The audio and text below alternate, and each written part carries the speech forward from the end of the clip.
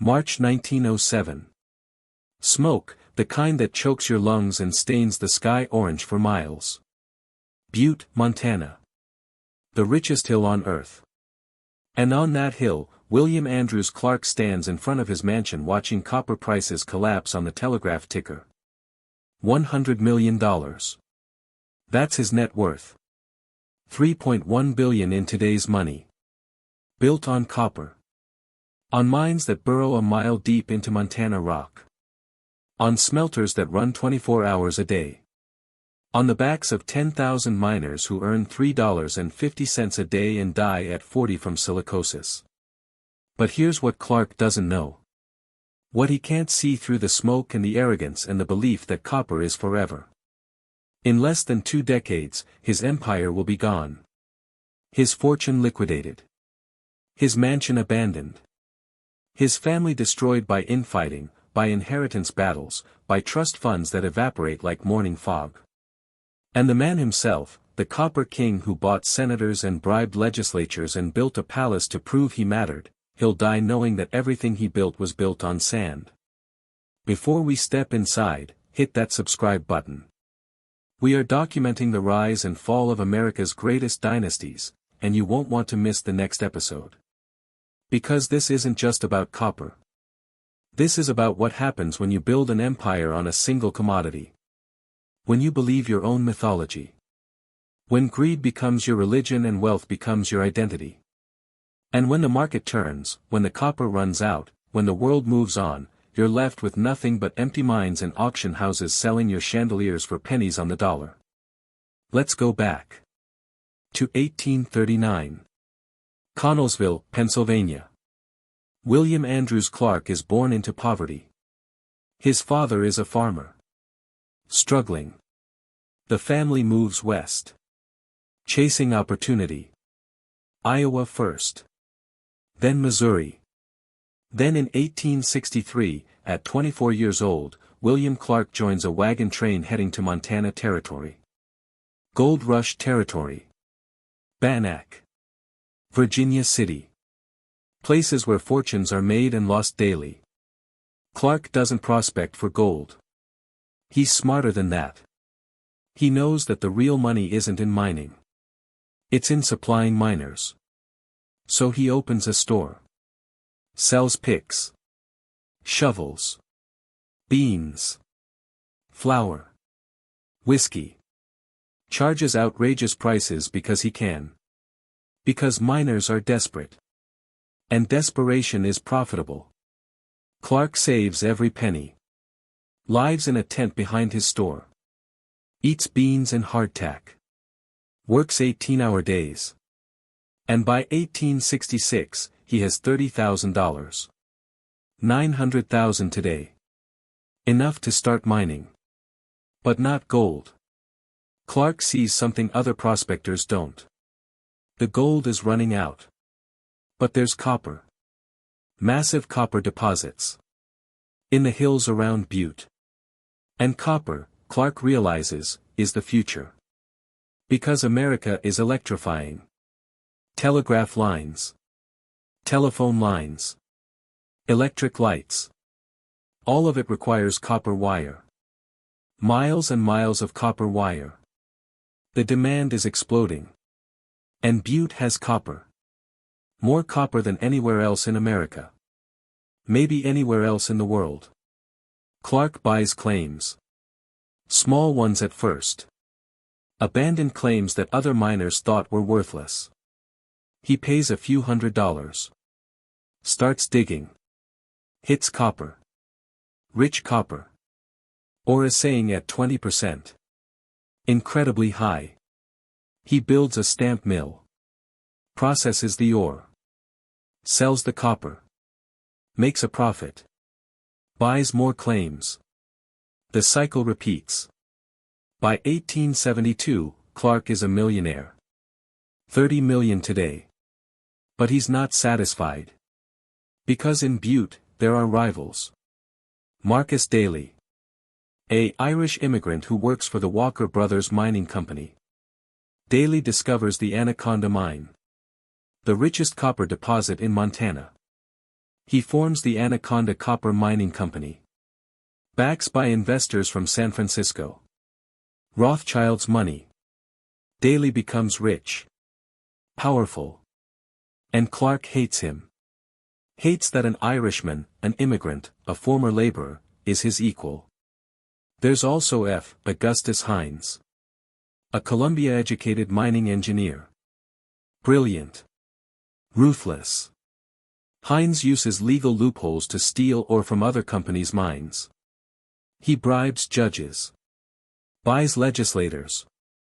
Makes millions. And Clark hates him too. Butte becomes a war zone. Not with guns. With lawyers. With legislators. With newspapers. Clark buys the Butte Miner newspaper. Uses it to attack Daly. Daly buys the Anaconda Standard. Uses it to attack Clark. They print lies. Accusations. Personal attacks. The rivalry becomes legendary. The War of the Copper Kings. It plays out in courts. In the Montana legislature. In Washington, D.C.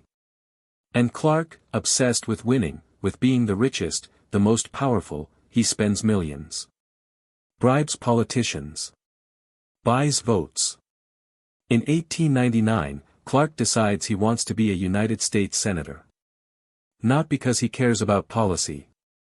But because it's the ultimate status symbol. Proof that he's arrived. That he matters. He runs. Daly opposes him. The Montana legislature, which selected senators at the time, is divided. Clark offers bribes. $30,000 per vote. $930,000 today. Per vote. He buys enough legislators. Wins the election. Becomes senator. But the bribes are too blatant. Too obvious. The U.S. Senate investigates. Finds overwhelming evidence of corruption. Clark is forced to resign. Humiliated. Publicly shamed. But he doesn't give up. He runs again. In 1901. This time, he's more careful. More subtle. He still bribes. But through intermediaries. Through shell companies. He wins. Takes his seat. And this time, the Senate lets him stay.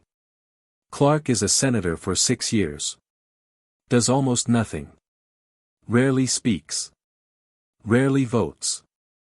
Because he doesn't care about governance. He just wanted the title. The status. The proof. Meanwhile, his fortune is growing. By 1900, Clark's net worth is estimated at $100 million. $3.1 billion today. He owns copper mines. Smelters. Railroads. Banks. Timberland. A literal empire. And he decides it's time to build. To prove, once and for all, that he's not just rich. That he's cultured. Refined. Worthy. He chooses New York City. Fifth Avenue. The most prestigious address in America. Where the Vanderbilts built their palaces. Where the Astors reigned. Clark buys an entire block. Between 77th and 78th Streets. Overlooking Central Park. The land costs $2 million. $62 million today. And he hires architects. Not Americans. Europeans. He wants French. He wants opulence. He wants a palace that will make the Vanderbilts look modest. Construction begins in 1899. Takes 7 years. The mansion is massive. 1.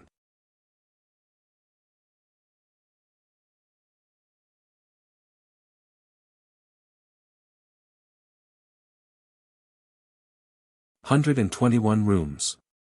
4 stories. Plus a basement. Granite exterior.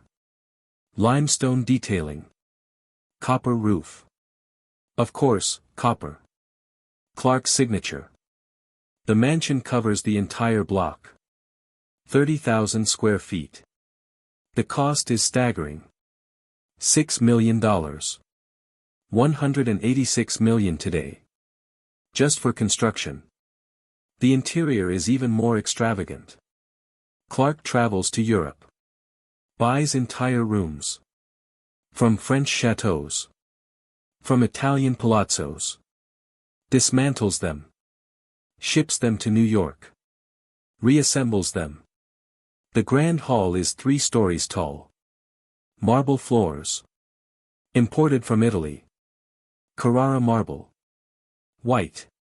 Polished to a mirror shine. The staircase is marble. Sweeping. Dramatic. Bronze balusters. Hand-forged. Cost $50,000.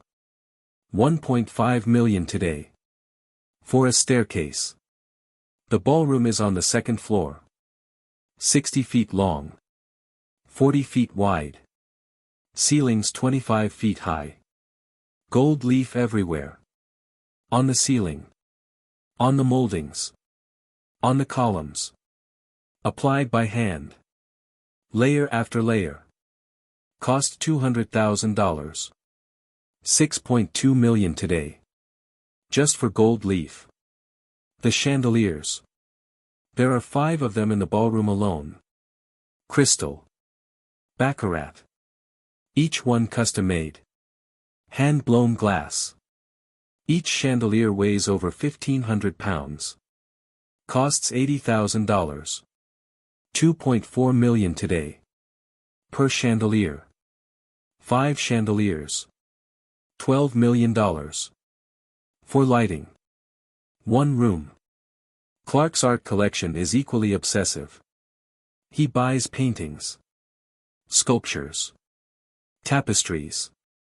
Old masters. Rembrandt. Rubens. Van Dyck. He pays top dollar. Sometimes too much. Because dealers know Clark has more money than expertise. They sell him forgeries. Mediocre works at masterpiece prices. But Clark doesn't care. He wants volume. Wants his walls covered. Wants to prove he's cultured. He spends over $3 million. $93 million today. On art. The collection fills the mansion. Every wall. Every room. It's overwhelming. Suffocating. The dining room seats 40 guests. The table is mahogany. 30 feet long. Hand-carved legs. Cost $20,000. $620,000 today. The chairs are upholstered in silk. French silk. Gold thread. Each chair costs $5,000. $155,000 today. 40 chairs. $6.2 million. 4 chairs. The china is custom-made. Sèvres porcelain. Hand-painted. Each piece features Clark's monogram. Intertwined initials. Gold rim. A place setting for 40 costs $50,000. $1.5 million today. For plates and silverware. Clark's bedroom suite occupies the entire 3rd floor west wing. His bedroom is massive. Dark wood paneling. Mahogany. Floor to ceiling. His bed is a 4-poster. 10 feet tall. Draped in velvet. Custom made. Cost $15,000. $465,000 today. His bathroom is marble. Green marble. Italian. The bathtub is carved from a single block. Weighs 2 tons. Gold fixtures. Cost $20,000. $620,000 today. For a bathtub. Clark's wife, Anna, she died in 1893. Before the mansion was built. So he builds it for his second family. His secret family. Because Clark, in his 50s, married his teenage ward. Anna Eugenia LaChapelle. 39 years younger. She was the daughter of a bank teller. Clark had been her guardian. Then her suitor. Then her husband. The scandal was enormous. But Clark didn't care. He was rich. Powerful. Above judgment. Anna Eugenia, the second Mrs. Clark, she gets her own wing. Her bedroom is feminine. Pale blue silk walls. French furniture. Louis XVI style. Gilded. Her bed is draped in lace. Cost $10,000. $310,000 today. Her dressing room is the size of most apartments. 40 feet long. Lined with mirrors. Closets filled with gowns. Hundreds of them. Custom made in Paris. Each gown costs $1,000. $31,000 today. She has hundreds. Millions of dollars in clothing. The mansion requires a staff of 40. Butlers. Maids. Cooks. Footmen. Valets. Ladies' maids. Groundskeepers. Chauffeurs. They live in servants' quarters. Cramped rooms in the attic and basement. Shared bathrooms. No luxury. They wake at 5. Work until midnight. 6 days a week. The head butler, a man named Williams, manages the household. He's paid $300 a month. $9,300 today. More than the other servants. But a fraction of what Clark spends on a single dinner party. Williams lives in a small room in the attic. No windows. No heat in winter. No cooling in summer. But he's professional. Loyal. He runs the mansion like a military operation. The cooks work in a basement kitchen. Industrial. 8 stoves. Walk-in refrigerators. Ice-cooled. Marble counters. They prepare meals for the Clarks. For their guests. Sometimes for 60 people. Multi-course dinners. French cuisine. Because Anna Eugenia fancies herself sophisticated. The cost of running the mansion is astronomical. $350,000 a year. $10.8 million today. Just in operating expenses. Salaries. Food. Coal for heating. The heating bills alone are staggering. $100,000 a year. $3.1 million today. Because the mansion is huge. And Manhattan winters are brutal. The basement has 3 coal furnaces. Massive. They burn through tons of coal daily.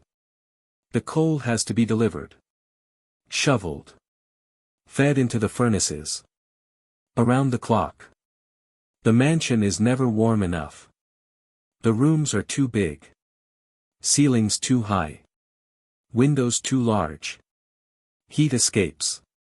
No matter how much coal they burn, there are cold spots. Drafty hallways. Freezing guest rooms on the 4th floor. The electric bills are equally staggering. Clark wants every room lit. Every chandelier glowing. Every lamp burning. The mansion blazes with light. Visible from Central Park. From blocks away. A beacon. A statement. But it costs $50,000 a year. $1.5 million today. Just for electricity. The isolation is profound. Clark is hated in Montana. The miners despise him. They work in his mines. 12-hour shifts. Underground. In darkness. In heat. In toxic air. They breathe rock dust. Copper dust. It destroys their lungs. Silicosis. Tuberculosis. They die young. In their 30s. Their 40s. Clark doesn't care. Pays them $3.50 a day. $108 today. Barely enough to survive. When they try to unionize. When they strike. Clark brings in strikebreakers. Brings in armed guards. Pinkerton detectives. They beat the strikers. Shoot them sometimes. The strikes are broken. And Clark wins.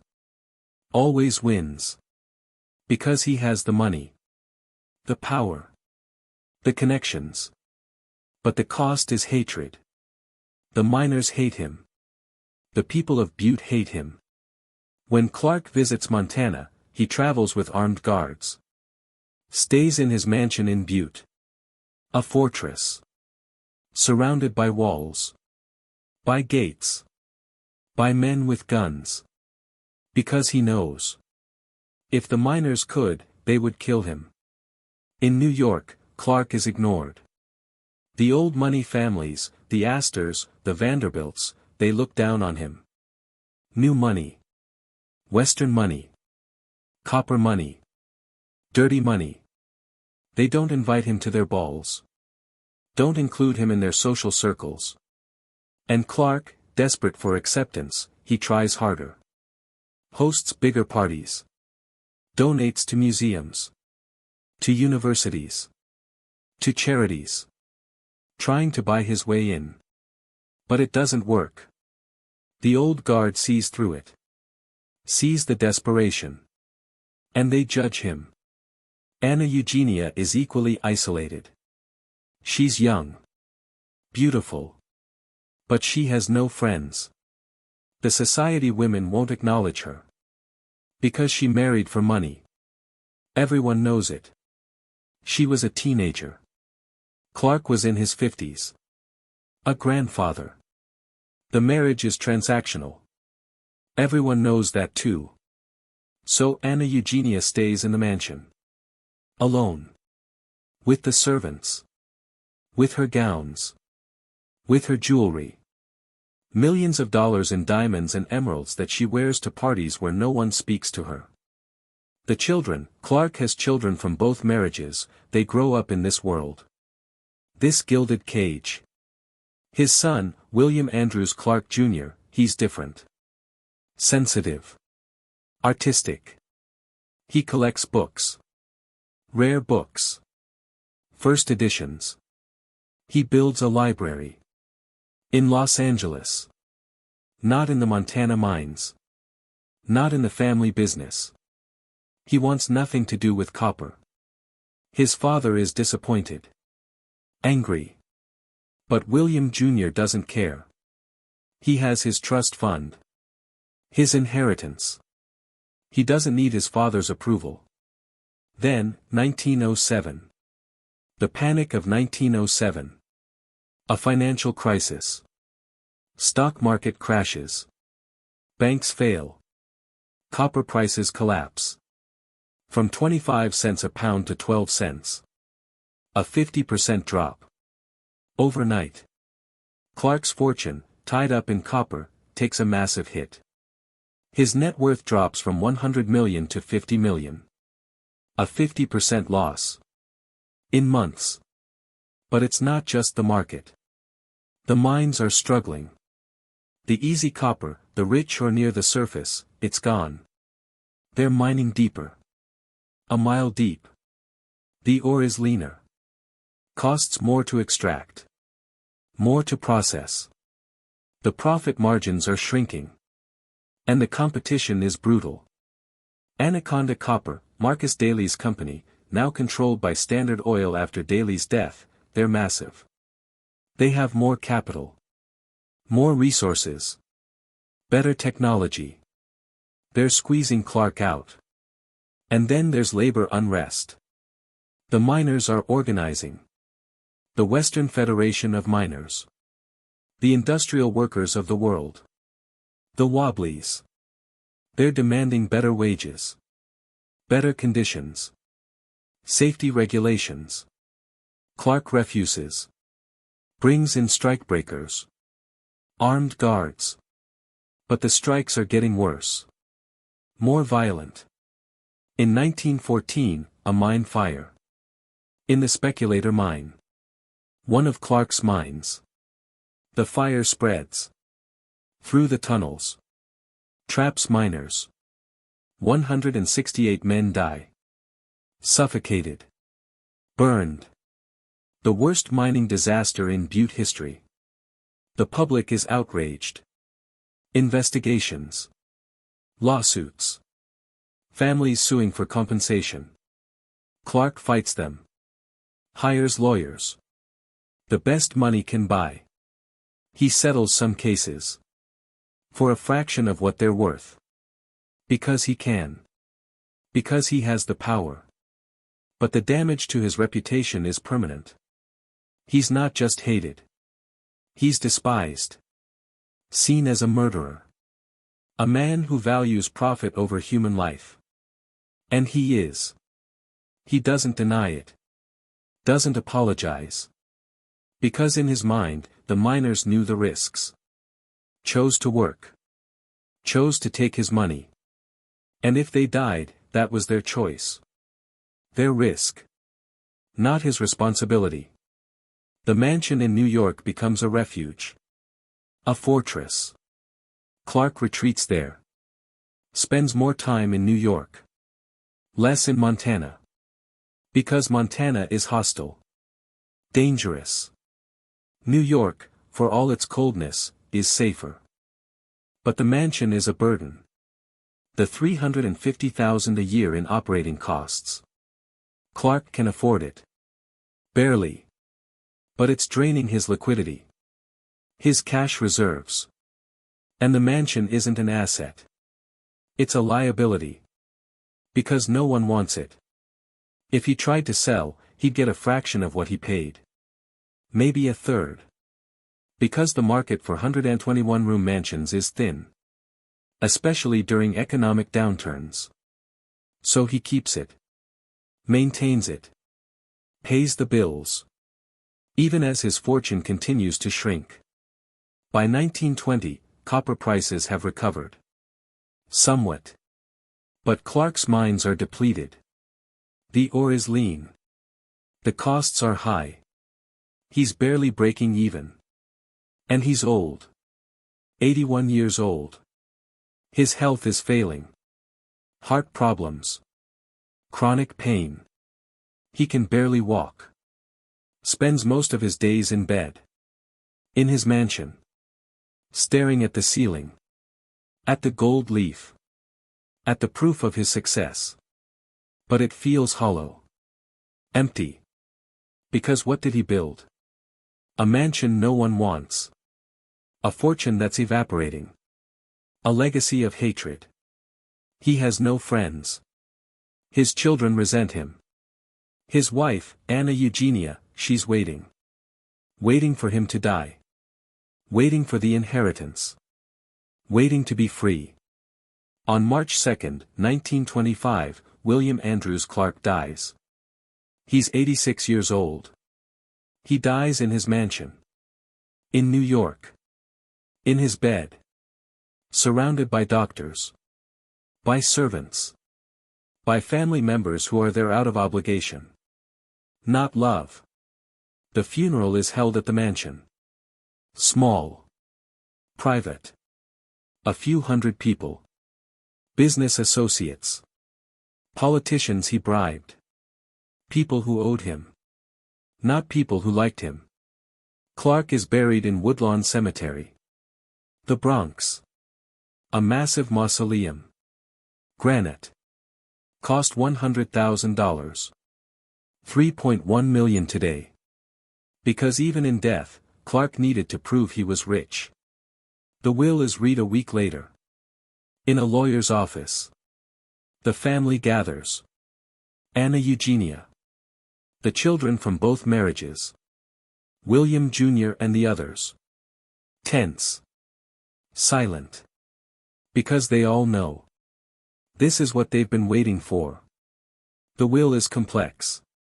Pages and pages of legalese. But the basics are clear. Clark's estate is valued at $60 million. $1.8 billion today. Still enormous. But a fraction of what it was. A 40% decline from the peak. The estate is divided. Anna Eugenia gets a third. 20 million. 620 million today. The children split the rest. But it's not simple. Because most of the estate is illiquid. Tied up in mining stock. In real estate. In the mansion. The liquid assets, the cash, is less than 5 million. 155 million today. And there are debts. Enormous debts. $10 million. 310 million today. Loans Clark took out. Using his mining stock as collateral. To cover operating expenses. To maintain the lifestyle. The creditors want their money. The estate has to pay. But there's not enough cash. So they have to sell. Liquidate assets. At the worst possible time. During the 1920s, the economy is booming. But the market for mining stock is soft. Copper prices are stagnant. Buyers are scarce. The estate sells Clark's shares in his mining companies. For 50 cents on the dollar. Massive losses. They sell real estate. In Montana. In New York. In California. At losses. Because they have to sell quickly. Can't wait for better prices. The mansion. The Fifth Avenue Palace. They try to sell it. List it for $5 million. 155 million today. No buyers. They drop the price. To 4 million. To 3 million. To 2 million. Still no buyers. Because who wants a 121-room mansion? Who can afford the operating costs? Who wants to live in a mausoleum? Finally, in 1927, 2 years after Clark's death, they find a buyer. For 1.5 million. 46.5 million today. A 75% loss from the construction cost. The buyer is a developer. He doesn't want the mansion. He wants the land. The block on Fifth Avenue. He buys it. Immediately demolishes the mansion. Tears it down. Room by room. The marble.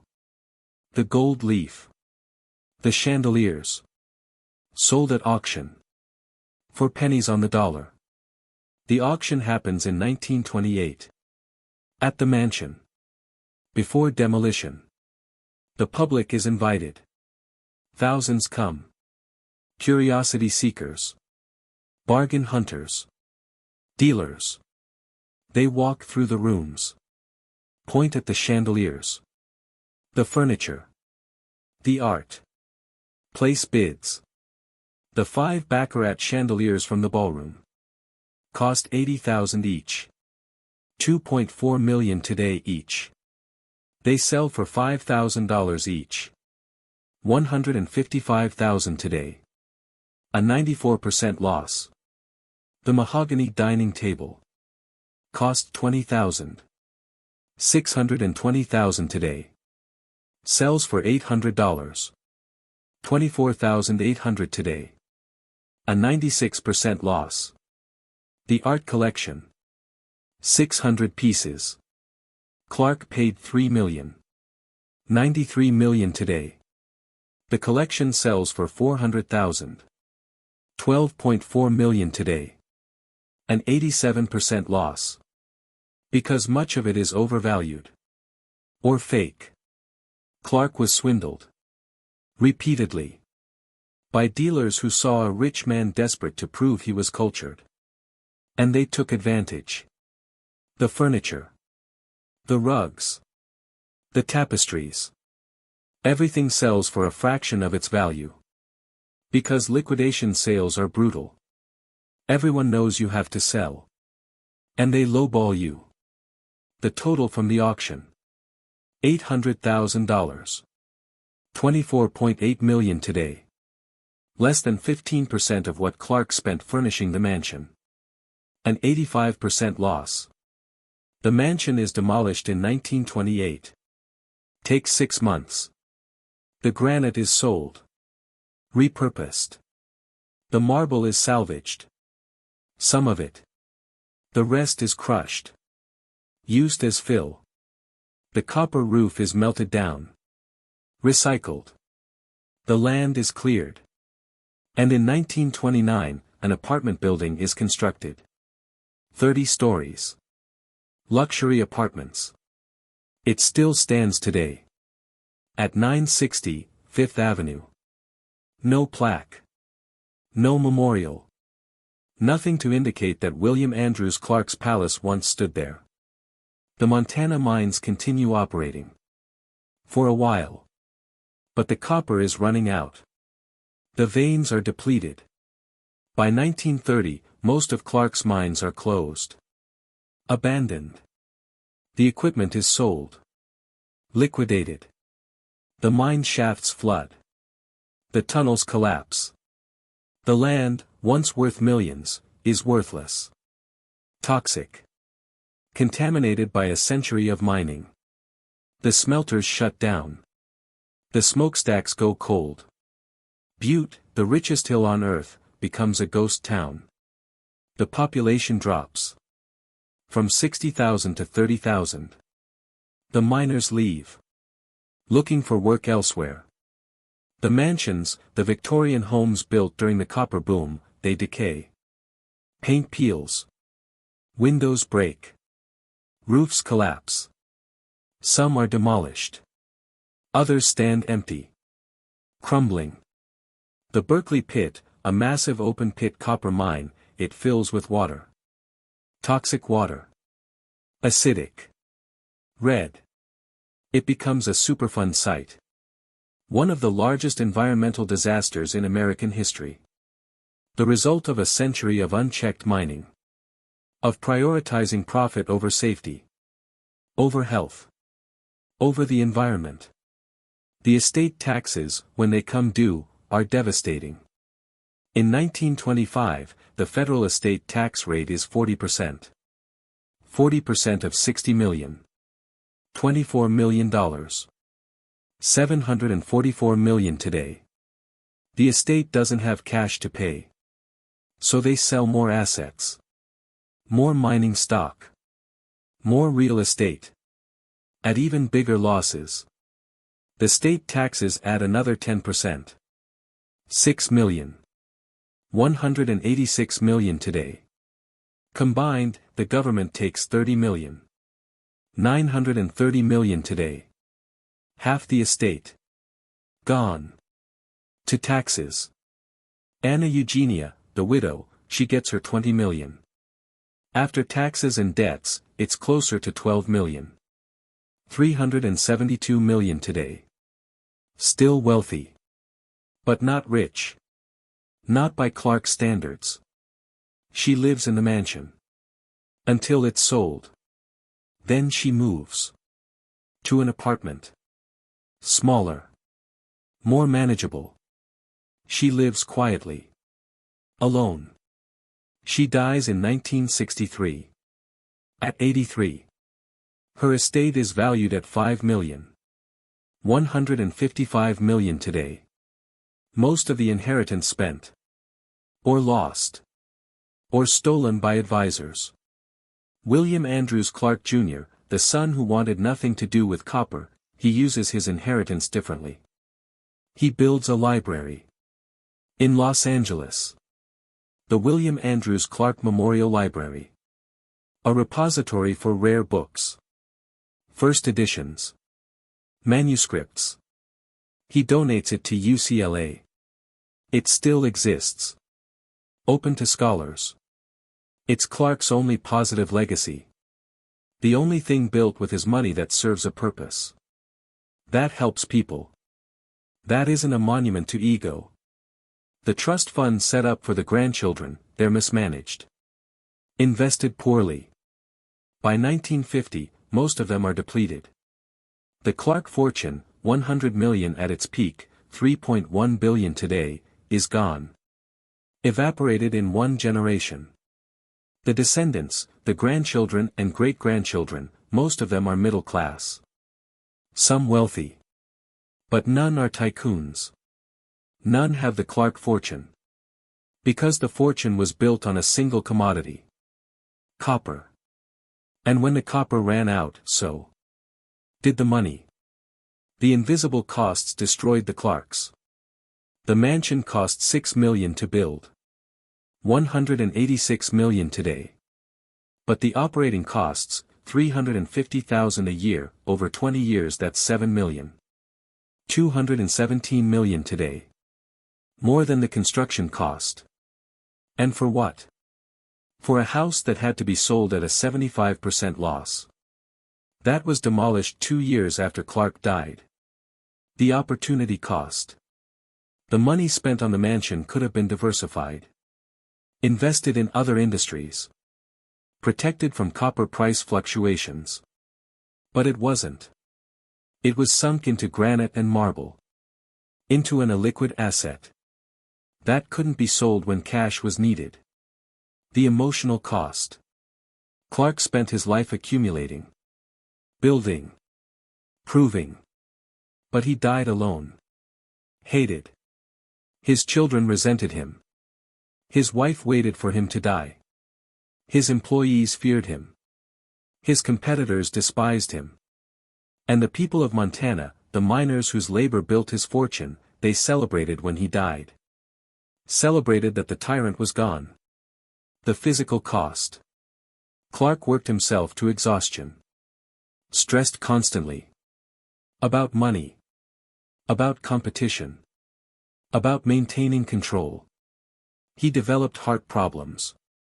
Chronic pain. Died at 86. But the last 15 years of his life were misery.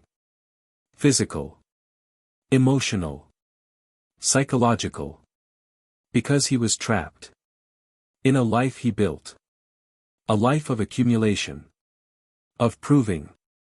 Of performing. And he couldn't escape. The legacy. The thing Clark wanted most. To be remembered. To be respected. To be seen as cultured. Refined. Important. He failed. Completely. His mansion was demolished. His mines are abandoned. His art collection was dispersed. His name is associated with corruption. With bribery. With the deaths of 168 miners. With environmental destruction. He's not remembered as a philanthropist. As a patron. As a builder. He's remembered as a robber baron. A villain. A cautionary tale. The bankruptcy. While Clark's estate never officially declared bankruptcy, the liquidation was functionally the same. Assets sold at massive losses. Creditors paid off. The fortune dismantled. Piece by piece. Until nothing substantial remained. Just scattered trust funds. Dwindling accounts. A legacy of debt and destruction. The foreclosure didn't happen. Not technically. But the forced sale of the mansion, the liquidation of assets under duress, it's the same thing. The estate was insolvent. Couldn't pay its debts without selling. Had to sell at the worst possible time. At massive losses. That's functionally foreclosure. Except it's done quietly. Through lawyers. Through auction houses. Without the public spectacle. But the result is the same. The assets are seized. Liquidated. Turned into cash. To pay creditors. The auction of the mansion's contents, it's one of the most famous liquidation sales in New York history. Because it exposed the absurdity. The excess. Clark spent millions furnishing a mansion. And it sold for a fraction. Pennies on the dollar. Because once the owner is dead.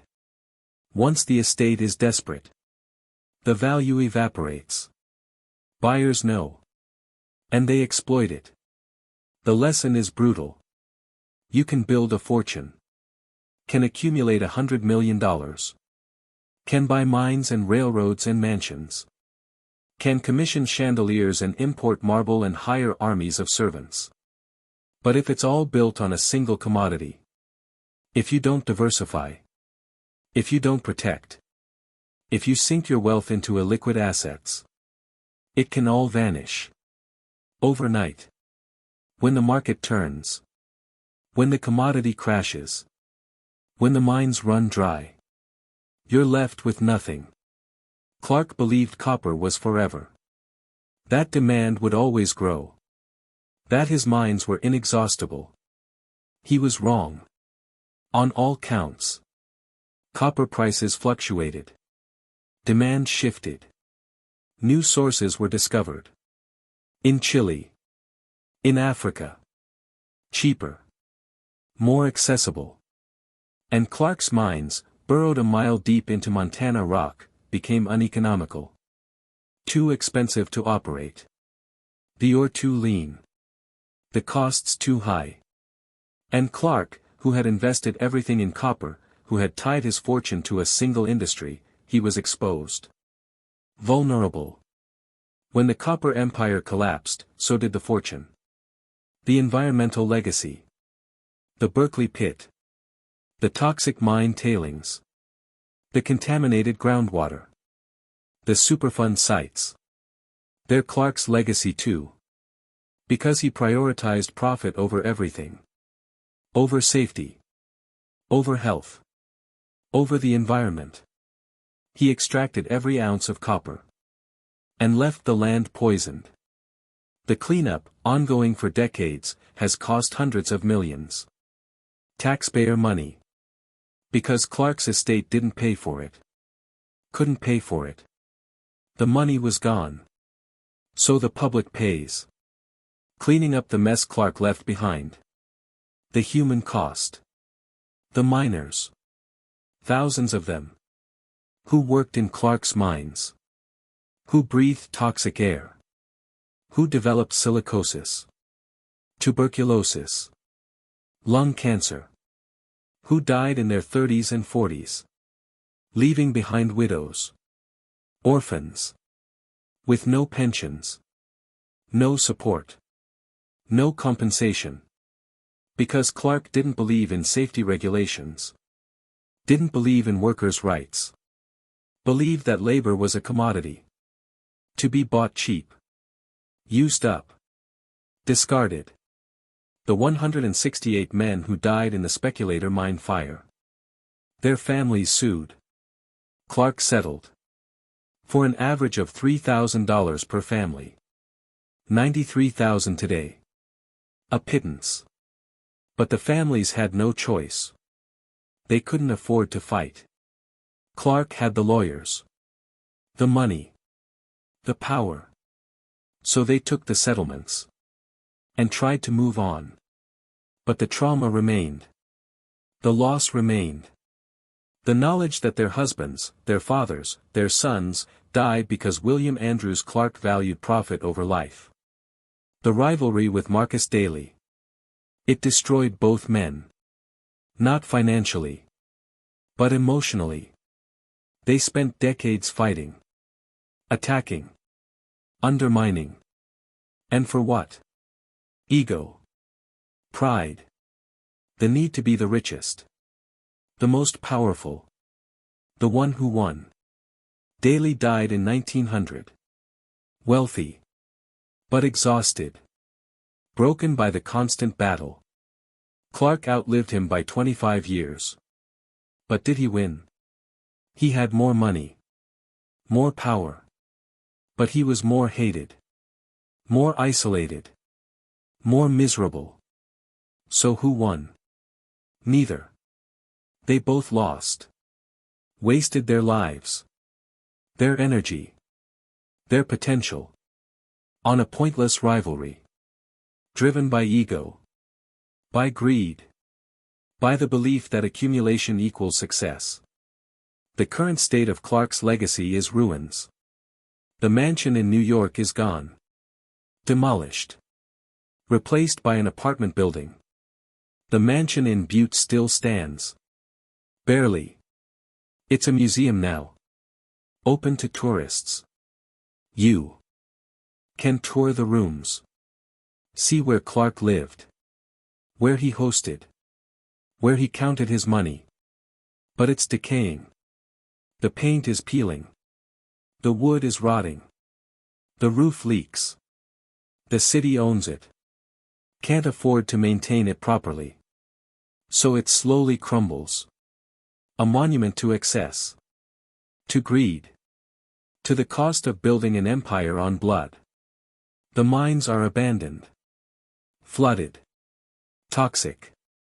The Berkeley Pit, a mile wide and 1,800 feet deep, it's filled with acidic water. Bright red. Poisonous. Birds that land on it die within hours. It's a tourist attraction now. People come to look at it. To take photos. To marvel at the destruction. At the physical manifestation of unchecked greed. The smelters are gone. Demolished. The smokestacks torn down. The land is contaminated. Uninhabitable. Parts of Butte are Superfund sites. Will be for decades. Centuries maybe. Because the pollution is that severe. That permanent. The financial lesson is clear. Diversify. Don't tie your fortune to a single commodity. A single industry. A single asset. Because markets change. Industries decline. Commodities crash. And if all your wealth is tied up in one thing, you're exposed. Vulnerable. When it falls, you fall with it. Invest in liquid assets. In things that can be sold quickly. At fair value. Not in mansions that take years to sell. That sell at massive losses. Not in mines that become worthless when the ore runs out. Protect your wealth. With trusts. With legal structures. With diversification. Don't spend faster than you earn. Don't assume the money will always flow. Because it won't. Markets crash. Businesses fail. And if you're not prepared, if you don't have reserves, you'll be forced to liquidate. At the worst possible time. At the worst possible prices. Don't build monuments to yourself. Don't spend millions on mansions to prove you matter. Because you don't prove anything. Except that you're insecure. Desperate. Trying to buy validation. And validation can't be bought. Respect can't be bought. Legacy can't be bought. They're earned. Through actions. Through contributions. Through how you treat people. Clark treated people terribly. His miners. His rivals. His family. And his legacy reflects that. He's not remembered for his wealth. For his mansion. For his art collection. He's remembered for corruption. For greed. For the 168 miners who died in his mine. For the environmental destruction. For being a robber baron. A villain. That's his legacy. And all the money in the world couldn't change it. The trust funds that were supposed to protect the next generation.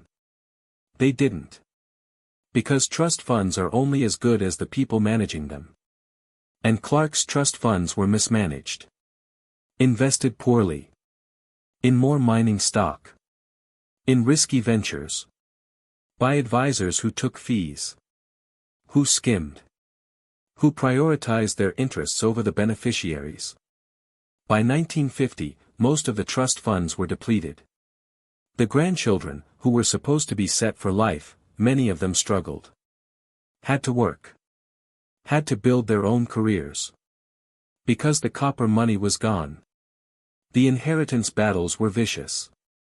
The children from Clark's first marriage versus the children from his second. Fighting over the estate. Over who deserved what. Over percentages. Over assets. They hired lawyers. Spent hundreds of thousands. Millions. On legal fees. Money that should have been saved. Protected. Instead, it was wasted. On fights. On ego. On the same greed that defined their father. And in the end, everyone lost. The estate was smaller. The inheritance was smaller. The relationships were destroyed. Siblings stopped speaking. Families fractured. All because of money. Because of the belief that accumulation equals worth. That wealth equals value. That the one with the most wins. But no one won. They all lost. Lost the money. Lost each other. Lost the chance to build something meaningful. Something positive. Something that could have honored their father's memory. If there was anything worth honoring. Which there wasn't. The copper empire that vanished overnight. It didn't vanish overnight. That's the metaphor. The hook. But the reality is it vanished slowly. Over decades. Through bad decisions. Through failure to diversify. Through market crashes and mine collapses and forced liquidations. It vanished through 1,000 cuts. Each one bleeding a little more wealth. A little more value. Until nothing was left. Just ruins. Just toxic mines and demolished mansions and a name associated with greed. William Andrews Clark spent his life building. Accumulating. Proving. He built $100 million empire. $3.1 billion today. He built a 121-room mansion. Cost $6 million. $186 million today. He bought senators. Bought newspapers. Bought respect. Or tried to. But he couldn't. Because respect isn't for sale. Legacy isn't for sale. Meaning isn't for sale. And when he died, at 86, surrounded by servants and doctors and family members waiting for his money, he had nothing. Nothing that mattered. No friends. No love. No respect. Just wealth. And even that was evaporating. By the time the estate was settled. By the time the taxes were paid and the debts were settled and the assets were liquidated. Half of it was gone. And within a generation, the rest was gone too. The copper empire. The $100 million fortune. Vanished. Not overnight. But vanished nonetheless. And all that's left are ruins. Toxic mines. Demolished mansions. A name in history books. Associated with corruption and greed. A cautionary tale. About what happens when you build an empire on a single commodity. When you believe wealth equals worth. When you prioritize accumulation over everything else. Over relationships. Over meaning. Over legacy. Clark built his empire. And it collapsed. Taking everything with it. The money.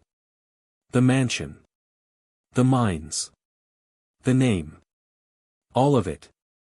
Gone. And the lesson, the brutal inescapable lesson, is that empires built on greed. On exploitation. On single commodities. They don't last. They can't. Because the foundation is weak. The market shifts. The commodity crashes. And when it does. When the copper runs out. When the mines flood. When the fortune liquidates. You're left with nothing. Nothing but ruins. And regrets. And a name that history will judge harshly. William Andrews Clark. The Copper King. The Senator. The Tycoon. The man who built a $100 million empire. And lost it all. The man who built a palace. And watched it. Demolished. The man who died believing he mattered. But left behind nothing. Nothing but destruction. Nothing but a warning. About the cost of greed. About the fragility of fortunes built on blood. About the copper empire that vanished. Not overnight. But vanished completely. Leaving nothing behind. But ghosts. And ruins. And silence. The Berkeley Pit still sits there today. A gaping wound in the earth. 1,800 feet deep. A mile wide. Filled with water so toxic it kills on contact. The water is red. Rust red. Copper red. Blood red. Because that's what it is. The blood of the earth. Extracted. Processed. Sold. And left to poison everything it touches. The EPA monitors it. Pumps it. Treats it. Spending millions every year. Taxpayer millions. To manage the disaster Clark and men like him created. To keep the toxic water from seeping into the aquifer. From contaminating the groundwater. From poisoning an entire region. The cost of cleanup will eventually exceed $1 billion. More than Clark's entire fortune. More than he ever made from copper. And the irony is brutal. The profits went to one man. To build mansions and buy senators and commission chandeliers. But the cost, the real cost, the environmental cost, the human cost, the generational cost, that's borne by everyone else. By the taxpayers. By the people of Butte. By the miners' descendants who still live with the legacy of silicosis and poverty and contaminated land. That's the true accounting of the copper empire. Not the 100 million in assets. But the billion in damages. Not the mansion on Fifth Avenue. But the toxic pit in Montana. Not the baccarat chandeliers sold at auction. But the 168 miners buried in mass graves. Clark died believing he had won. Believing his fortune proved his worth. Believing his mansion proved his culture. Believing his seat in the Senate proved his importance. But he was wrong. About all of it. The fortune evaporated within a generation. The mansion was demolished within 2 years of his death. His Senate career was a footnote. A joke. 6 years of silence. Of doing nothing. Of occupying a seat he bought. And his importance, his legacy, it's not what he imagined. Not what he spent millions trying to create. He's remembered. But not fondly. Not respectfully. He's remembered as a warning. As a case study in greed. As proof that you can have $100 million and still die with nothing that matters. Still die alone. Still die hated. Still leave behind a legacy of destruction. The last surviving photograph of William Andrews Clark shows him in his mansion. In his office. Behind that $15,000 desk. He's old. Frail. His face is gaunt. His eyes hollow. He's wearing an expensive suit. Tailored. But it hangs on him. Because he's wasting away. The photograph is haunting. Because you can see it. The emptiness. The realization. That all the money, all the power, all the accumulation, it meant nothing. He's surrounded by wealth. By opulence. By proof of his success. But he's alone. Completely alone. And he knows. In that moment. That he built nothing that would last. Nothing that mattered. Nothing but ruins.